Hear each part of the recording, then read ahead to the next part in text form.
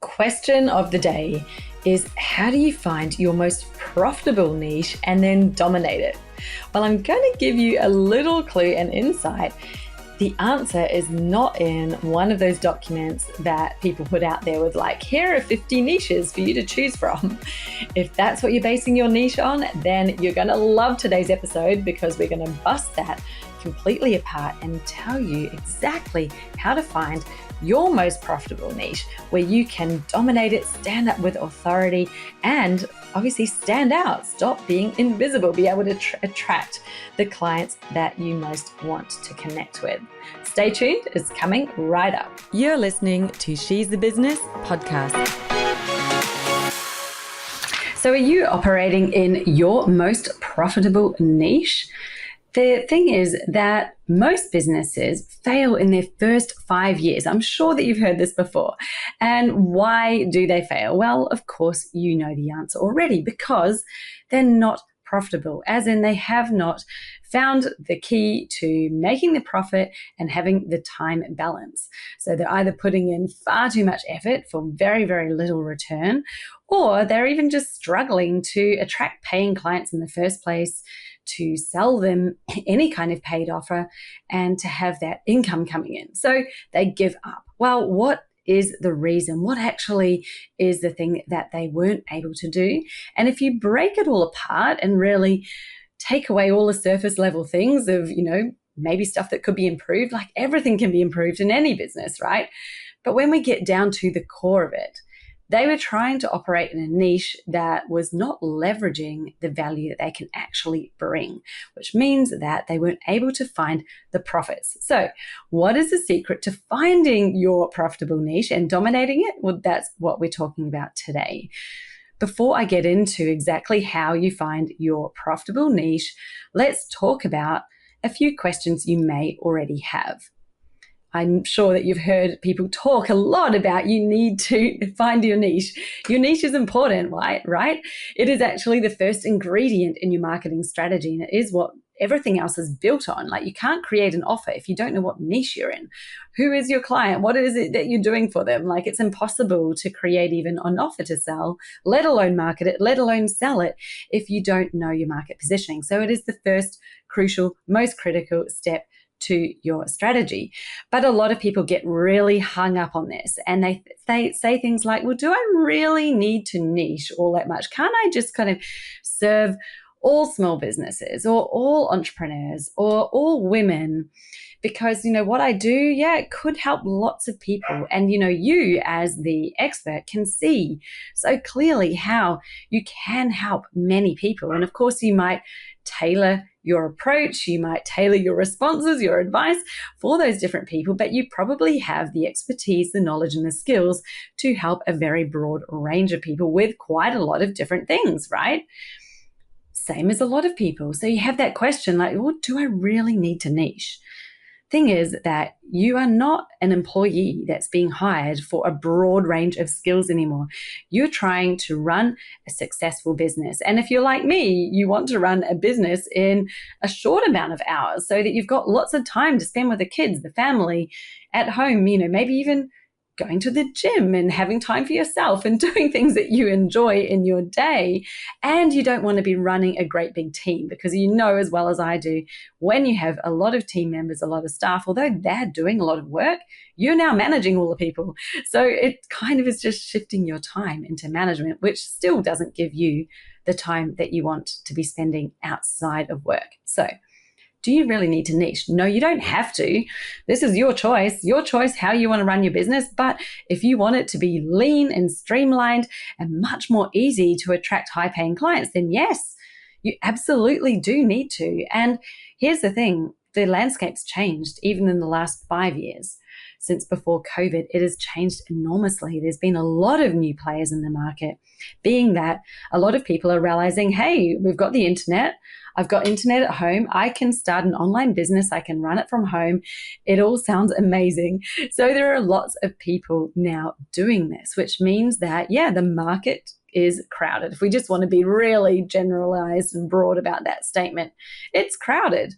There's a lot of people in every niche, which means that, you need to stand out. in order to be seen, in order to be found, in order for people to find you and sign up with you. You need to stand out. You need to stand out as the one that they want to work with. And that means differentiating. Like, how else can you stand out? If you're just one of a uniform bunch of people that all look same, but different, like obviously you've got a different face from other people, but if you look and feel the same, as in what you say, what you're offering, blah, blah, blah, those details, if they are the same as what a lot of other people are saying about themselves, then you all become like wallpaper. You're just like, that's the status quo. There's a lot of people out there. So guess what your potential clients start to do to try to differentiate you? Well, you probably guessed it. They just look at price. And that is a race no business owner should ever want to be in. You do not want to be in a race to be bought based on price, because the only winner is ever the client. It's a race to the bottom, a race to the absolute bottom of the market. And it happens. It happens in saturated markets. It happens when people are not differentiating, when they're just being one of the people who are the same as a whole bunch of other people out there all doing the same thing. And, it does take something different in order for you to stand out. Now, you want to stand out because when you do, it's authority that you're trying to communicate. Authority brings trust, and that is what people use when they're deciding who is it that I'm going to hire? Who is it that I want to work with as my coach, as my advisor, as my service provider? They are basing their decision off, who do I trust the most? Who's actually going to deliver what they say they're going to deliver? Who do I like the feeling of? Who am I confident in? So they want to feel confident. And guess what? That confidence is in a huge part given to them by you, by how confident you are. So you can already start to imagine, when you think about that, the person who's demonstrating the most confidence, but they're also backing it up with authority, credibility. They clearly know their stuff. They're talking about something that they have skills in, and they're showing that they really understand it. Well, they are going to stand out a mile apart from all of the others who are just saying the same old thing or maybe the same new thing, but they're all chanting the same tune, right? So we're looking for you to stand out, to have authority, so that people trust you, so that they see your confidence and they have confidence in you. Now, you can only have confidence when you're talking about something that you know intimately. It's not just like, well, I know this because I learned it from someone. It is like, you know it because you have mastered it, because you have done it over and over and over again. You've lived it, you've breathed it, you've made the mistakes, you've learned the lessons. You know what you're talking about. You've been in their shoes before. If you haven't been in their shoes, then you've worked with enough people in the exact same shoes and got them results that you are so confident to stand on your hill and put your flag in it and say, this is what I believe in and stand for, and I know it works. Now, if you're not at that point, that is a sign that you actually haven't got clear enough on your expertise, as in you're still in a general broad niche, and you can go a lot deeper. Now, the deeper that you go, obviously, the more specialized you are, the more specific you are, and therefore the more clearly you stand out, and probably the more confident you feel, because you're like, right, I know for absolute fact this is what my absolute zone of genius is, and I can speak on it until the cows come home, because you know it that intimately. It rolls off your tongue. You have that confidence, right?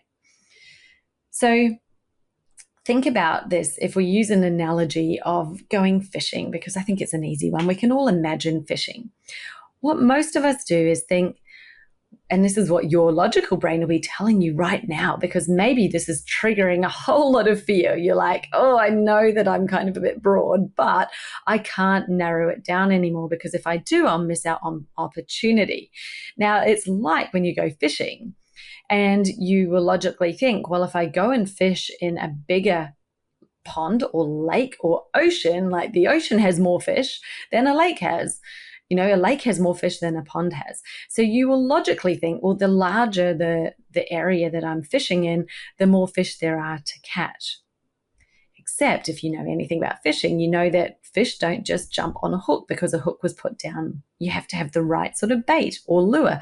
And it's specific to the type of fish that you're trying to catch. So even though there might be tons of fish out there, if you're not using the correct bait, they are not biting at all.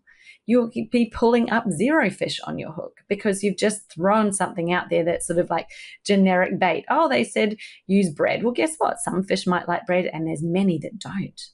Okay. And it's the exact same thing with your marketing. If you haven't got specific enough, then you aren't actually fishing for the fish. You're not throwing out the bait that they want to bite that is going to reel them in. They're going to be jumping on your hook. It just won't happen because you haven't got the bait. You don't really know who it is you're fishing for when you're not specific enough. So I hope that that's made sense. What we need to do in 2025, as I said before, the market has got competitive. It is, there's a lot of players. You might think it's saturated. Yes, absolutely. And there's a lot of people struggling. There's people out there that are desperate. But having said that, there are a lot of people who are ready to buy. And they're buying from people, as I said before, that they have confidence in, that they think, this is the exact right fit for me. And they can choose to be picky because there is a lot of choice. You're not going to choose somebody who's like, well, I think they're sort of the right fit for me, but I'm not sure. Or they work with a whole lot of businesses. Some of them aren't anything like mine. You're going to have a lot less trust in that person than someone who works with the exact type of business that you are and on the exact thing that you most need help with right now. Doesn't matter about all the other stuff that they might know and do. You're only concerned with the current problem at hand, right? So that's how people are buying, yet that's how most businesses are not marketing themselves. They're kind of trying to market the whole smorgasbord, like, we have fish and we have steak and chicken and all the vegan dishes and a bit of everything for everybody. And that's why everyone's going, I don't know. Well, I only want one bit of that. I don't want all the other stuff. I'm not sure if this person's the right person for me. So how do you go deeper? How do you go beyond the niche that you're already in and become a standout and an authority and not just one of the crowd? Well, it takes going deeper. In business term, I call it finding your expert zone. So this is the zone within your niche where you have authority, where you have the expertise that is of high value, that you can stand up, you can speak on, and you will be magnetic because of it. It's your expert zone. Part of it is not just what you do, because of course, what you do, the reason why you're good at it is because of who you're working with as well, right? The two things cannot be disconnected. They are married together. So what you do, who you do it for, and it's really your specific, special way of doing it that makes it unique. So it's finding your expert zone. There is a unique formula that I've put together that I've used with the clients over the last almost 8 years that I've been in this space. And it helps actually pinpoint this in so that you get a unique differentiation. It is not, I've just got a niche. I'm in a niche that, hundreds and thousands of other people are also saying they're in. This is your specific place and something people can remember you for. They can go, I know you, or I know someone who does that for that exact type of company. And they're going to think, boom, here you are, right? Because you've been specific enough. Now, if you don't go to this level, what happens if you kind of stay broad? And trust me, you will resist the process.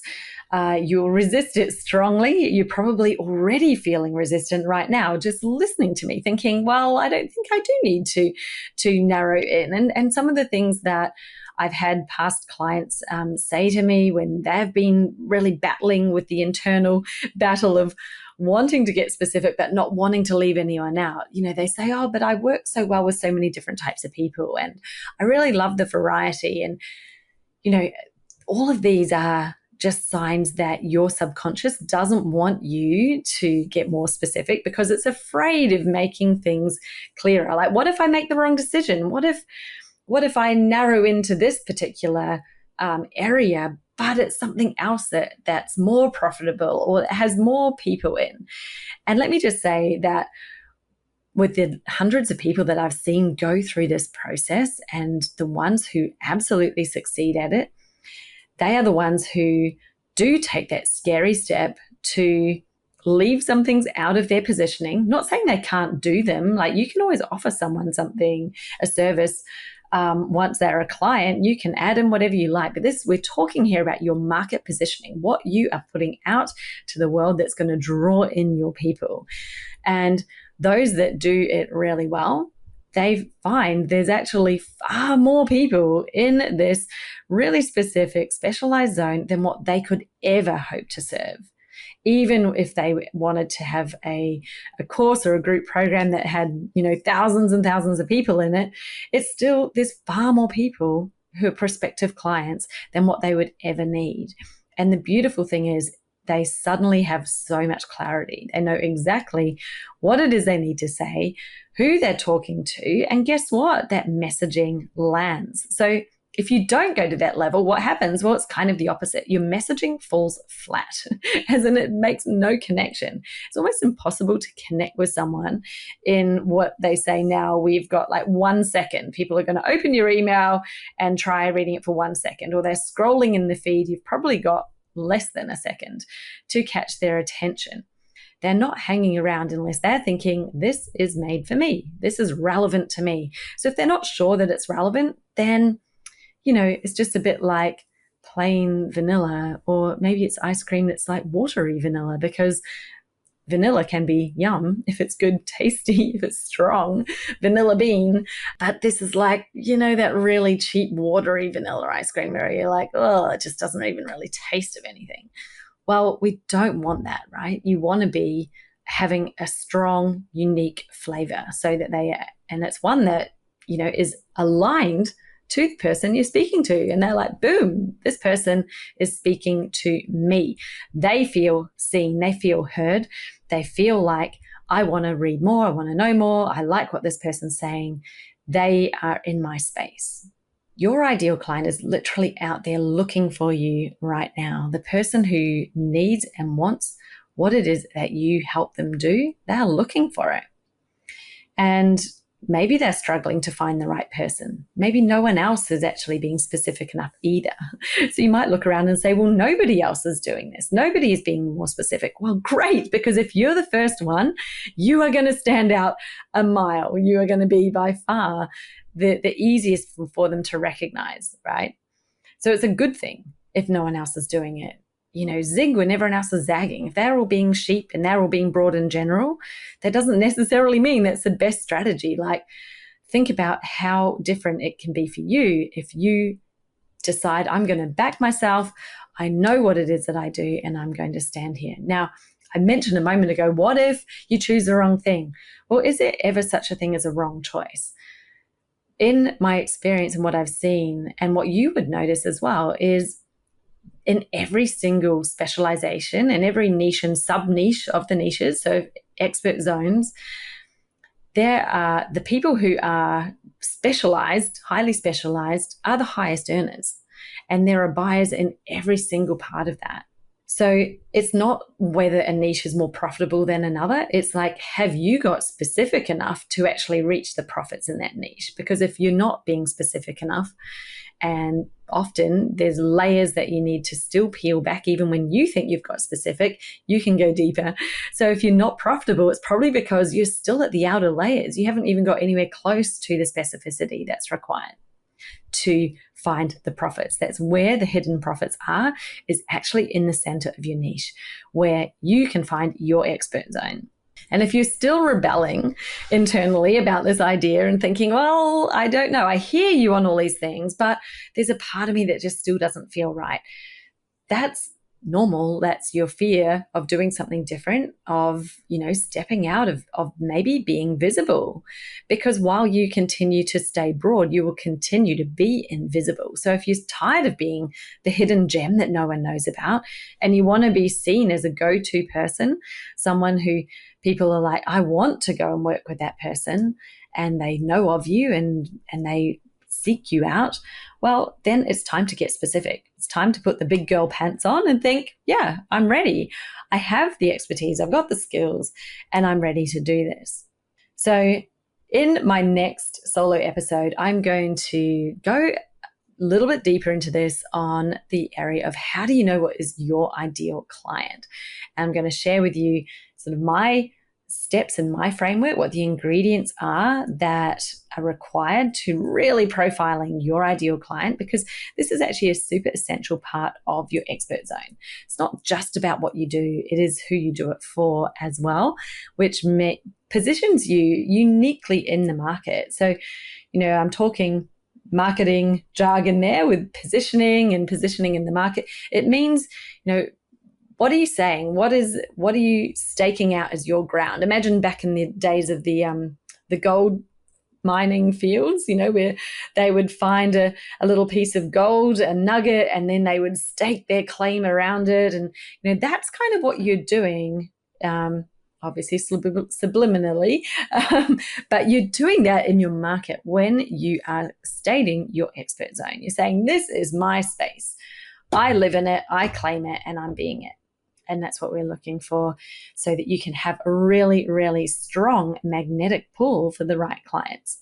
So I can't wait to share more about that with you next episode. Look out for my next solo one, and we will dive into the wonderful world of your ideal client profiling, what you really need to know about them, which is not in most customer avatar profiles.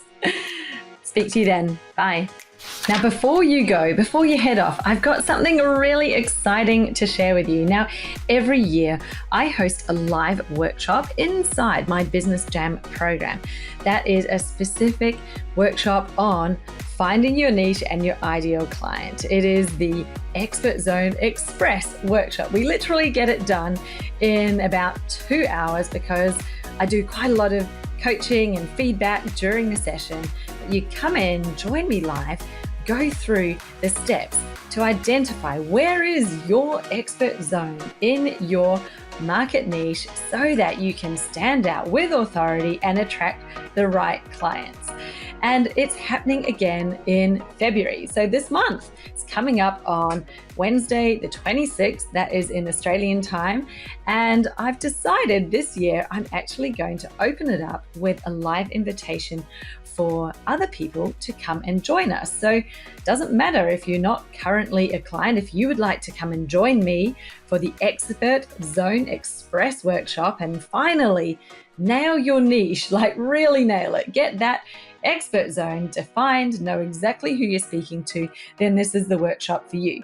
So to get all the details and to register and grab your seat, head to jessicaosborne.com/workshop. I will hook that up in the show notes for you, so you can scroll down, click on the link, go through and jump in and get a seat now. I don't know how many I'm going to make available, so if you see them, they're still available, it means that there is still space for you. But please don't hang around, because I'm not going to have it open-ended. I do have a limit on the number of people that can attend. I will be watching registration, so it's just open for first and best dressed. I would love to have you there, and we can kick off your year with really great clarity, confidence, so that you can show up with that confidence and really be the authority, the go-to person in your niche. So once again, head to jessicaosborne.com/workshop and you'll find all the details and how to get your seat and register. Talk to you then. Bye.